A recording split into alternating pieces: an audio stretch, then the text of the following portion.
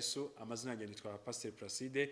Nejejwe n'Imana mu mutima wanjye kongera kuganira nawe ijambo ry'Imana nk'ibisanzwe uko dusanzwe turiganira, kandi nakagaruka nyine tuzajya duhora tuvuga ijambo ry'Imana, kuko n'ijambo ry'Imana twereka ko nta bindi bintu dukwiye kuvuga usibye kuvuga ijambo ry'Imana.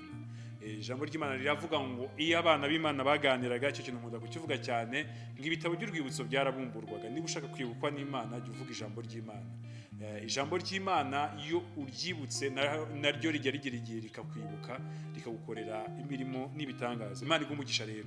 Tujya kuganira amagambo tubusanga mu gitabo cy'ibyakozwe n'intumwa ibice 12, turahera ku murongo waho wa 9.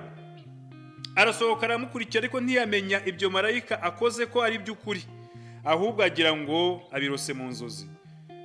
Yesu nashimwe. Reka tube turekera ngaha. Uyu ni umugabo bita Petero. Igihe Herode yafataga umugabo witwa Yakobo akamwica, yamara gufata Yakobo yamwica, ngo agafata na Petero ngo akamwiyongeza ngo kugira ngo anezeze abayuda. Habaho abantu bajya bakora ibintu bibabaje cyangwa se byo kubabaza abandi bashaka kunezeza abandi. Kera twara tujya dukina tukiri abana, umuntu akaza kugukubita umugeri kugira ngo yereke abandi bantu bari kumwe nawe ko azi kurwana ngo bamwemere. Yesu nashimwe. Ukaba ikimenyetso cyo gukinirwaho. Si cyo nshatse kuvuga rero. Icyo nshatse kuvuga ni iki? Nshatse kugira ngo tuganire ku gukurikira Kristo.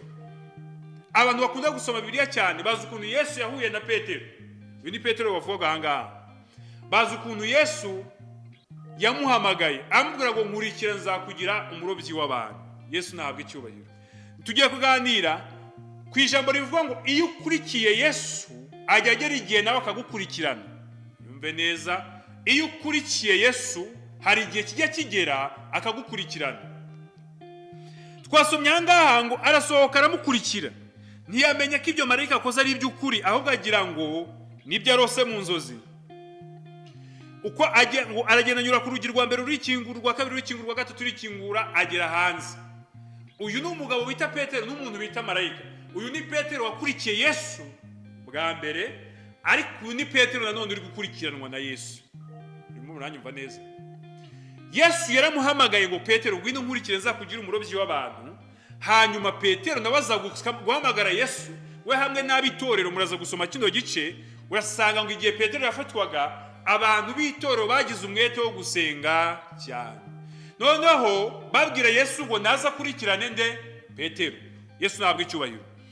Iyo wakurikiye Kristo ukamuha umwanya kugira ngo nkurikira, iyo umukenewe nawe ajya gukurikirana. Niryari umuntu tuba ko yakurikirana undi. Hari igihe umuntu agwa mu byago agakenera umuntu bimukuramo akagukurikirana, akamenya uko ubayeho, akamenya uko bikumereye, cyangwa se urwaye umuntu akakurikirana amakuru yawe akavuga ati Pastor Placide yararwaye, cyangwa se Ange, cyangwa nde umuntu wese udurika dukoresha amazina wenda anyuranye, si wowe nshatse kuvuga niba ariko witwa, ararwaye, reka nkurikirana amakuru yamenye uko ameze, nibiba bishoboka mwishyurire ajye kwa muganga. Imana yacu yabwa icyubahiro. Yakurikiye Kristo, Kristo aramukurikirana. Saduraka, Meshake na Bedenego bakurikiye Imana ya Isiraheli, banga kwiyandurisha ibyo kurya by'ibwami. Hanyuma Imana irabakurikirana bageze mu itanura ry'umuriro. Ndagira ngo uyu munsi nkubwire ngo kurikira Yesu kugira ngo igihe uzamukenera nawe azagukurikirane. Hari abantu benshi bajya bashaka ko bageze mu gihe cyo gukurikiranwa bakurikiranwa, ariko banze gukurikira Kristo. Bisaba ngo nawe wumve ibyo Kristo ashaka ubigenderemo, hanyuma nawe azagukorere ibyo ushaka mu gihe gikwiriye. Kurikira Yesu kugira ngo nawe igihe nikigera umukeneye azagukurikirane. Ntabwo ushaka ko tuvuga byinshi, niyo mpamvu ntagiye gusoma ibyanditswe byinshi, niyo mpamvu nabikurikiranye cyane, no kugira ngo dukoreshe akanya gato gasaka niyo yaba umunota umwe ubasha guhindura byinshi umuntu yizeye Imana. Imana iguha umugisha. Nari Pastor Placide, narindi muri House of Healing, ari naho nkorera umurimo w'Imana. Ibindi byose bisigaye Imana iduhana umugisha. Kurikira Yesu nawe azagukurikirane. Shalom shalom. Amen.